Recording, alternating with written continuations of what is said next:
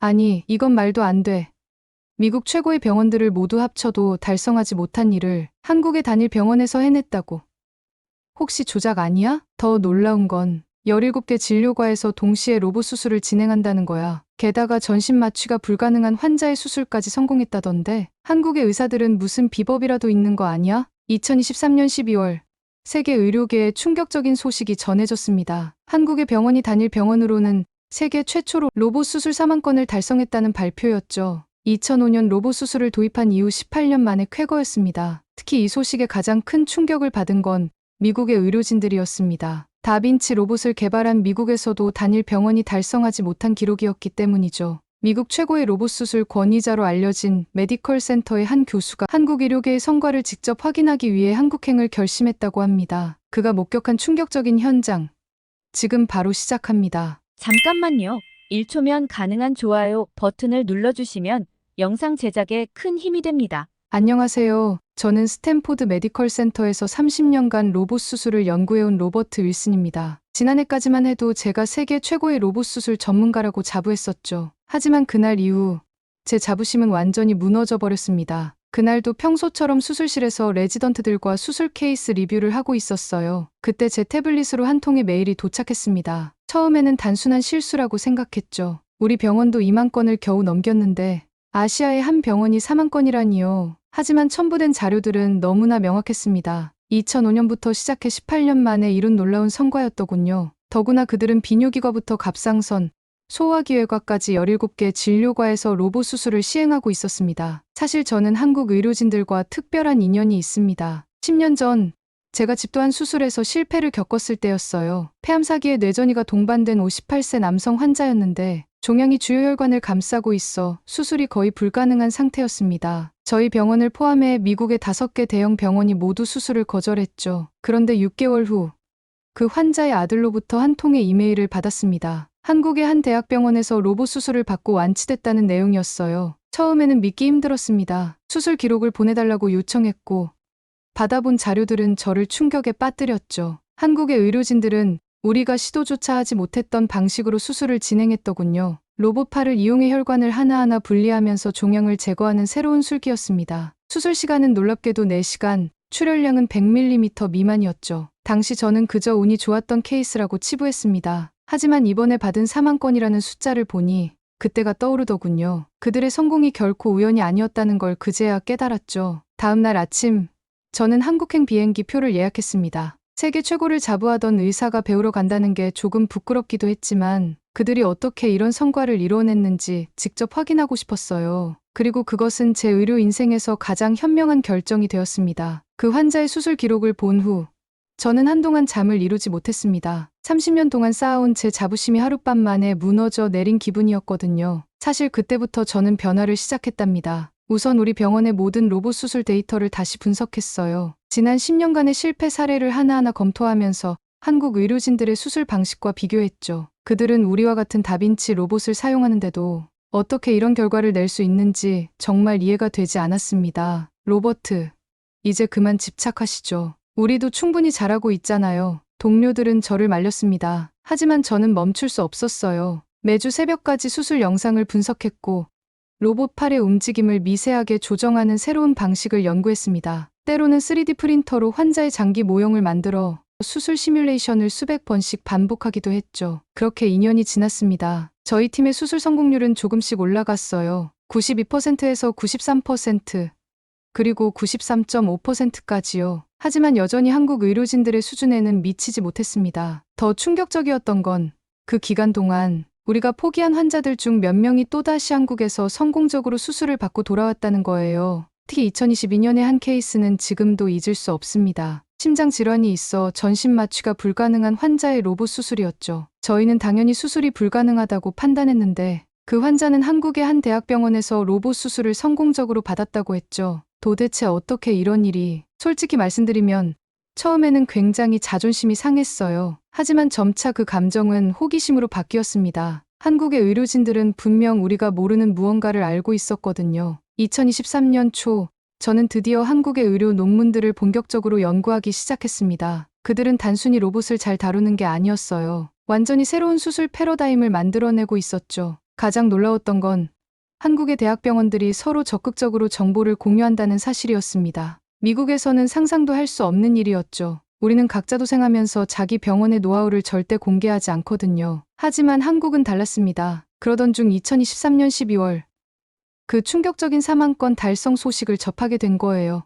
이제 더 이상 망설일 이유가 없었습니다. 이것은 단순한 기록이 아닌 의료 패러다임의 변화였으니까요. 저는 한국행을 결심했습니다. 세계 최고의 자리에 안주하는 것보다 더 나은 의술을 배우는 게 진정한 의사의 자세라고 생각했거든요. 한국의 인천공항에 도착했을 때부터 저는 놀라움의 연속이었습니다. 공항 내에 있는 의료상담센터에서는 실시간으로 각 병원들과 화상 상담이 이루어지고 있었고, 전 세계에서 온 환자들이 줄을 서서 기다리고 있었거든요. 이게 정말 공항 맞나요? 첫 방문지였던 서울의 한 대학병원은 제가 알던 병원의 개념을 완전히 바꿔놓았습니다. 수술동 입구에 들어서자 거대한 디지털 스크린이 눈에 들어왔어요. 여러 수술실에서 동시에 진행되는 로봇 수술 현황이 실시간으로 표시되고 있었죠. 수술실은 제가 상상했던 것보다 훨씬 더 발전된 모습이었어요. 3D 카메라 시스템으로 수술 부위를 다각도로 관찰할 수 있었고, 실시간으로 중요 혈관과 신경의 위치를 정확하게 파악할 수 있었습니다. 우리 병원의 최신 장비들이 여기서는 구식처럼 느껴졌죠. 특히 인상적이었던 건 수술 시간이었습니다. 우리 병원에서 평균 4시간이 걸리는 수술을 그들은 1시간 30분 만에 끝내더군요. 처음에는 혹시 무리하게 서두르는 건 아닐까 걱정했습니다. 하지만 수술 결과는 완벽했어요. 놀라셨죠?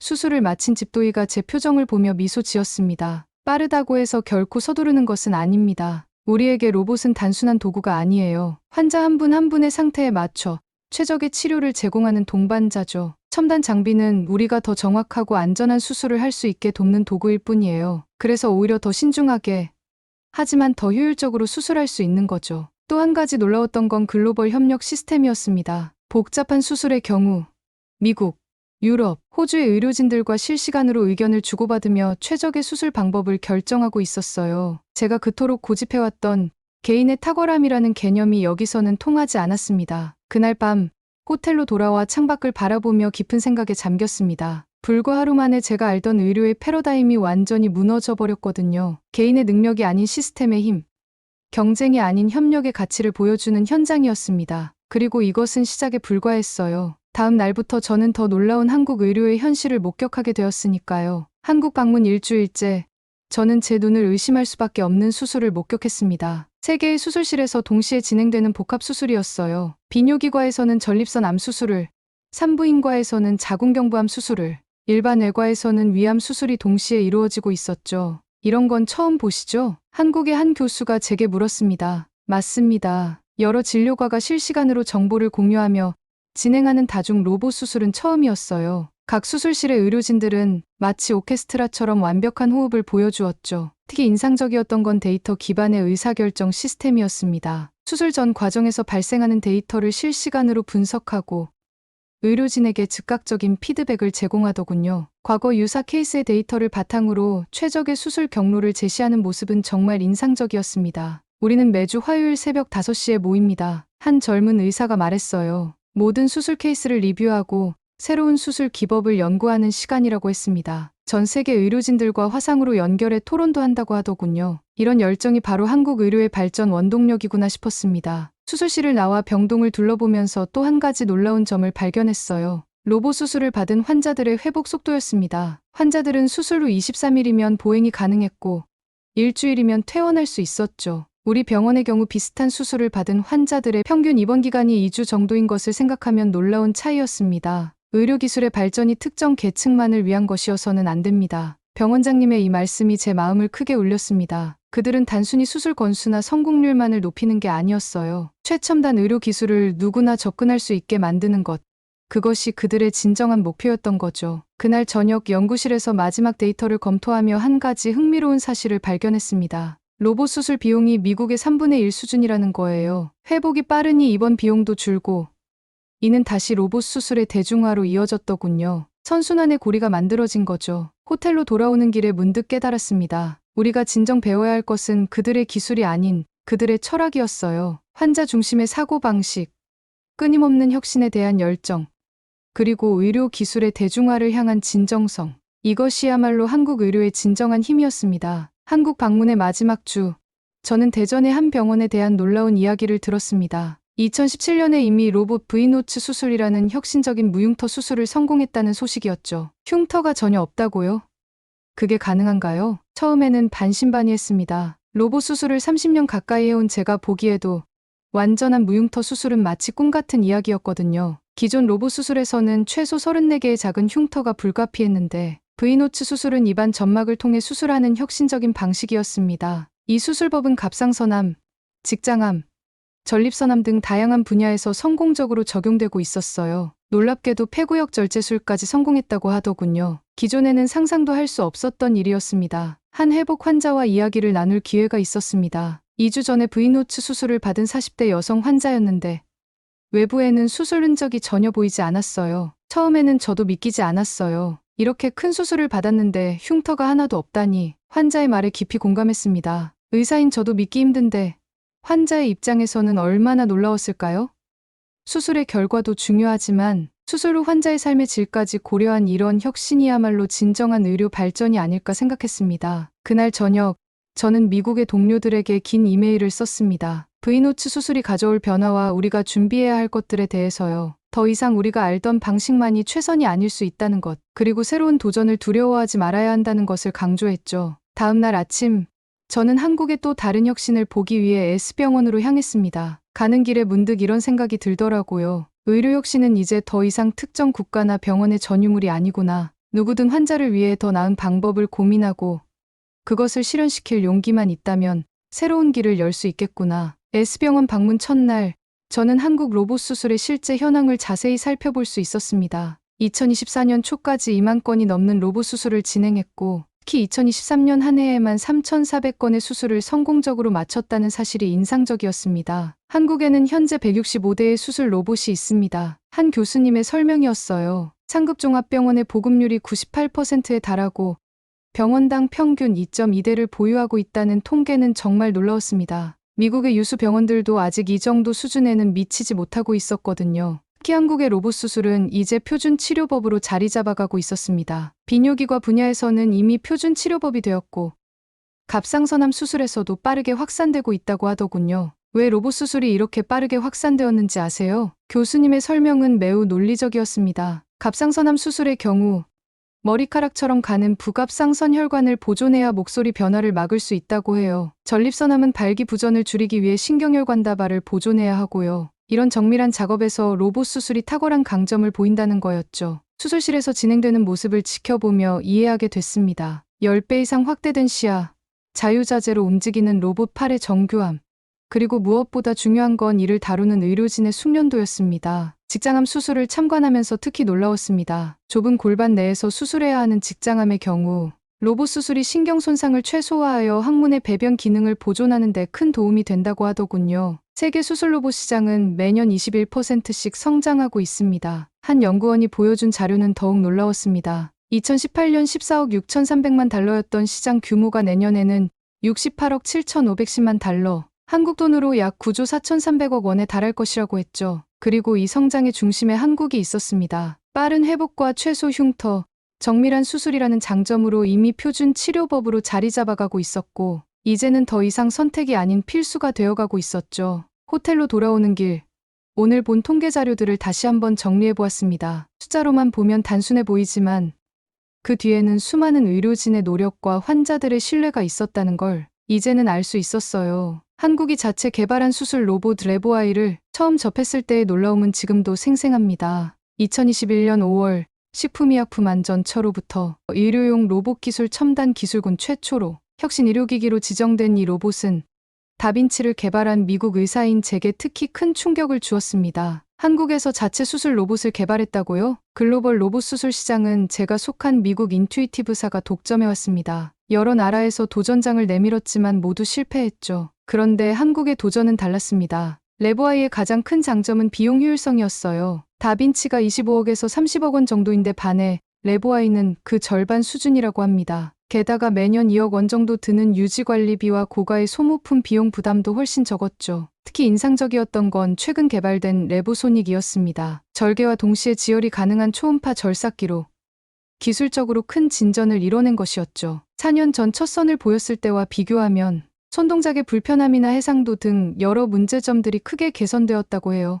서울 S병원에서 열린 워크숍 현장도 참관할 기회가 있었습니다. 위장관외과, 대장학문과, 비뇨의학과 등 다양한 분야의 의료진들이 레보아이로 수술 실습을 하고 있었죠. 놀라웠던 건 사우디아라비아에서 온 의사들의 반응이었습니다. 다빈치와 큰 차이를 느끼지 못했습니다. 오히려 가격 경쟁력이 뛰어나서 중동 지역에서도 충분히 활용할 수 있을 것 같네요. 하지만 한국의 의료진들은 여기서 만족하지 않았습니다. 그들에게 레보아이는 시작에 불과했어요. 단순히 기존 기술을 따라가는 것이 아닌 새로운 기술적 접근과 아이디어가 필요하다는 현지 의료진의 말이 특히 인상적이었습니다. 지금까지는 가격 경쟁력이 가장 큰 장점이었지만 앞으로는 우리만의 특화된 기술을 개발해야 합니다. 한 교수님의 이 말씀이 레보아이의 미래를 잘 보여주는 것 같았어요. 그들은 단순히 해외 기술을 모방하는 것이 아닌 새로운 혁신을 만들어내고자 했습니다. 중앙아시아, 남미, 러시아를 넘어 미국과 유럽 시장까지 내다보고 있었죠. 미국으로 돌아가는 비행기 안에서 저는 깊은 생각에 잠겼습니다. 한국의 도전은 단순한 기술 개발을 넘어 더 많은 환자에게 더 나은 진료를 제공하려는 진정성 있는 도전이었기 때문입니다. 귀국을 앞둔 시점에서 한국외과로봇 수술학회의 한 교수님과 마지막 인터뷰를 가졌습니다. 그분이 들려준 이야기는 로봇 수술의 놀라운 성장사였어요. 2005년 고작 17건이었던 로봇 수술이 이제는 어떻게 변했는지 아세요? 교수님의 질문에 저는 한참을 생각했습니다. 미국의 경우 연간 수천 건 정도라고 답했죠. 그런데 교수님이 보여주신 자료는 저를 깜짝 놀라게 했어요. 한국의 주요 병원들의 성과를 보세요. S병원은 1만 건을 달성했고 E병원과 I병원도 각각 5천 건, 3천 건을 기록했습니다. 더 놀라운 건 로봇 수술의 적용 범위였습니다. 대장암, 위암, 간암, 유방암, 전립선암, 갑상선암 등 거의 모든 암 수술에 활용되고 있었어요. 비뇨기과 분야에서는 이미 표준 치료 방법으로 자리 잡았다고 하더군요. 왜 로봇 수술이 한국에서 이렇게 빠르게 확산되었을까요? 교수님은 그 이유를 명확하게 설명해 주셨습니다. 갑상선암이나 전립선암 같은 경우 매우 정교한 수술이 필요한데 로봇 수술이 이런 부분에서 탁월한 장점을 보인다는 거였죠. 실제로 수술 후 합병증도 크게 줄었다고 합니다. 환자들의 삶의 질 향상, 그것이 우리가 추구하는 가장 큰 목표입니다. 교수님의 이 말씀이 특히 와닿았습니다. 단순히 암을 제거하는 것을 넘어 수술 후 환자의 삶까지 고려하는 접근 방식, 그것이 바로 한국 의료의 특별한 점이었던 거죠. 마지막으로 교수님이 보여주신 자료가 있습니다. 세계 수술 로봇 시장이 매년 21%씩 성장하고 있다는 내용이었어요. 2018년 14억 6,300만 달러였던 시장 규모가 내년에는 68억 7,510만 달러, 약 9조 4,300억 원에 달할 것이라고 합니다. 앞으로는 증강현실이나 촉감 기술까지 더해질 겁니다. 더 정확하고 안전한 수술이 가능해지겠죠. 인터뷰를 마치고 나오면서 깊은 감동을 느꼈습니다. 로봇 수술은 더 이상 선택이 아닌 필수가 되어가고 있었어요. 그리고 그 변화의 중심에 한국이 있었죠. 높은 비용에도 불구하고 빠른 회복과 최소 흉터, 정밀한 수술이라는 장점으로 이미 표준 치료법으로 자리 잡아가고 있었으니까요. 의료의 미래가 여기 있구나. 그날 밤 호텔로 돌아와 노트북에 마지막 기록을 남기며 이런 생각이 들었습니다. 한국의 의료진들이 이뤄낸 성과는 단순한 숫자의 나열이 아닌 의료 혁신의 새로운 이정표였으니까요. 한국에서의 마지막 아침, 모든 일정을 마치고 인천공항으로 향했습니다. 공항으로 가는 길에 지난 2주간의 경험이 주마등처럼 스쳐 지나갔어요. 불과 20년 전만 해도 17건에 불과했던 로봇 수술이 이제는 세계를 선도하는 수준에 이르렀다는 사실이 새삼 놀라웠습니다. 처음 한국을 방문했을 때 가졌던 의구심이 부끄러워질 정도였죠. 결국 중요한 건 환자라는 걸 깨달았습니다. 비행기 탑승을 기다리며 마지막으로 만난 교수님의 말씀이었어요. 한국의 의료진들이 이토록 빠르게 발전할 수 있었던 건 환자의 삶의 질 향상이라는 명확한 목표가 있었기 때문이라고 하더군요. 실제로 제가 본 한국의 로봇 수술은 단순한 기술의 과시가 아니었습니다. 전립선 암 환자의 발기 능력을 보존하고 갑상선 암 환자의 목소리를 지키고 직장암 환자의 배변 기능을 보호하는 등 환자의 수술 후 삶까지 고려한 세심한 접근이 인상적이었어요. 교수님, 이제 어떤 계획이세요? 저를 배웅하러 나온 젊은 의사의 질문에 잠시 말을 잊었습니다. 사실 제 머릿속은 이미 미국으로 돌아가 시작할 일들로 가득했거든요. 우리 병원의 로봇 수술 시스템을 전면 개편하고 의료진 교육 방식도 바꾸고 환자 중심의 새로운 프로토콜도 만들어야겠다고 생각했습니다. 한국의 발전 속도를 보면서 위기감도 들었을 것 같은데요. 젊은 의사의 질문에 저는 고개를 저었습니다. 위기가 아닌 기회라고 생각합니다. 의료 발전에는 국경이 없으니까요. 한국이 이뤄낸 성과는 전 세계 환자들에게 희망이 될 거예요. 창가에 앉아 이륙하는 비행기 안에서 저는 깊은 생각에 잠겼습니다. 한국의 도전은 단순한 기술 개발을 넘어 더 많은 환자에게 더 나은 진료를 제공하려는 진정성 있는 도전이었기 때문이에요. 그들은 이미 중앙아시아, 남미, 러시아를 넘어 미국과 유럽 시장까지 내다보고 있었습니다. 점점 작아지는 인천공항을 바라보며 생각했습니다. 의료혁신의 새로운 장이 시작되고 있구나. 한국의 의료진들이 앞으로 어떤 새로운 역사를 써내려갈지, 그들의 도전이 어떤 결실을 맺게 될지 저는 무척 기대가 됐습니다. 미국으로 돌아온 저는 병원 동료들 앞에서 한국 방문 결과 발표를 하게 되었습니다. 강의실은 제가 이야기를 시작하기도 전에 이미 가득 찼어요. 모두들 한국의 의료혁신에 대해 궁금해했기 때문이죠. 로봇 수술의 미래는 이미 시작되었습니다. 제 첫마디에 동료들이 의아한 표정을 지었습니다. 세계 최고의 의료 기술을 자랑하는 미국의 의사가 아시아의 의료 기술을 이렇게 높이 평가하는 것이 의외였나 봅니다. 2005년 고작 17권으로 시작한 나라가 어떻게 20년 만에 세계를 놀라게 했는지 아십니까? 프레젠테이션을 시작하며 던진 질문이었어요. 한 병원의 로봇 수술 4만 건 달성, 연간 21%씩 성장하는 시장 규모, 세계 최초의 무흉터 수술, 자체 개발한 수술 로봇까지 제가 본 모든 것들을 설명할 때마다 청중들의 표정이 달라졌습니다. 이제는 우리가 배워야 할 때입니다. 발표가 끝난 후 병원장님이 저를 따로 불렀어요. 한국의 의료 시스템을 벤치마킹하자는 제안이었습니다. 특히 환자 중심의 접근 방식과 의료진 교육 시스템에 큰 관심을 보이셨죠. 실제로 제가 돌아온 후 우리 병원에도 작은 변화들이 시작됐습니다. 수술 전후 환자 케어 시스템을 개선했고 의료진 간의 정보 공유도 더욱 활발해졌어요. 무엇보다 불가능이라고 여겼던 수술들에 대해 다시 한번 도전해보자는 움직임이 일어났죠. 지난주에는 한국의 의료진들과 첫 온라인 컨퍼런스도 가졌습니다. 그들은 여전히 새로운 도전을 이어가고 있었어요. 더 정교한 수술 기법, 더 안전한 시술 방법, 더 나은 환자 케어를 위해 끊임없이 연구하고 있었죠. 의료혁신에는 끝이 없습니다. 한국의 한 교수님이 남긴 말입니다. 그리고 저는 이제 그 말의 진정한 의미를 이해하게 됐어요. 의료혁신은 단순한 기술의 발전이 아닙니다. 그것은 인류의 삶의 질을 향상시키기 위한 끊임없는 도전이자 국경을 넘어선 협력의 노력인 거죠. 오늘도 제 책상 위에는 한국 방문 때 받은 명함들이 놓여 있습니다. 가끔 그것들을 바라보며 생각합니다. 의료의 미래는 어쩌면 우리가 생각했던 것보다 훨씬 더 가까이에 와 있는지도 모르겠어요. 지금도 한국의 의료진들은 새로운 도전을 이어가고 있겠죠. 더 많은 환자들에게 희망을 주기 위해,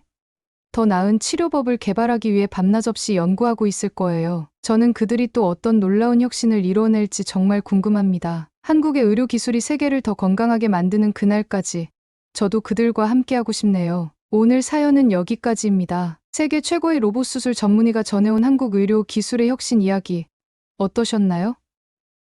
단순한 수술 건수의 기록이 아닌 환자를 먼저 생각하는 한국 의료진들의 진정성과 끊임없는 도전 정신이 가슴 뭉클하게 다가왔습니다. 특히 2005년 고작 17권으로 시작해 이제는 세계가 주목하는 로봇 수술 강국이 되기까지 한국 의료진들의 열정과 노력이 만들어낸 성과의 자부심을 느낄 수 있었죠. 자체 개발한 레보아이를 통해 더 많은 환자들에게 혜택을 주려는 모습도 인상적이었습니다. 여러분은 한국의 의료 기술 발전에 대해 어떻게 생각하시나요? 여러분의 생각을 댓글로 들려주세요. 감동뭉클에서는 여러분의 소중한 마음을 모아 사연 주인공들에게 전해드리고 있습니다. 여러분 주변에 감동적이거나 재미있는 실제 사연들을 제보받고 있으니 언제든 저희 공식 메일로 제보해주세요. 오늘 들려드린 사연이 마음에 드셨다면 구독과 좋아요 눌러주시고 주변 분들과도 공유해주세요. 여러분의 작은 관심과 응원이 더욱 좋은 콘텐츠를 만드는 데 큰 힘이 됩니다. 오늘도 여러분의 하루의 작은 즐거움이라도 되었기를 바라며 지금까지 감동뭉클이었습니다. 끝까지 시청해주셔서 감사합니다. 다음에 더 감동적인 사연으로 찾아뵙겠습니다.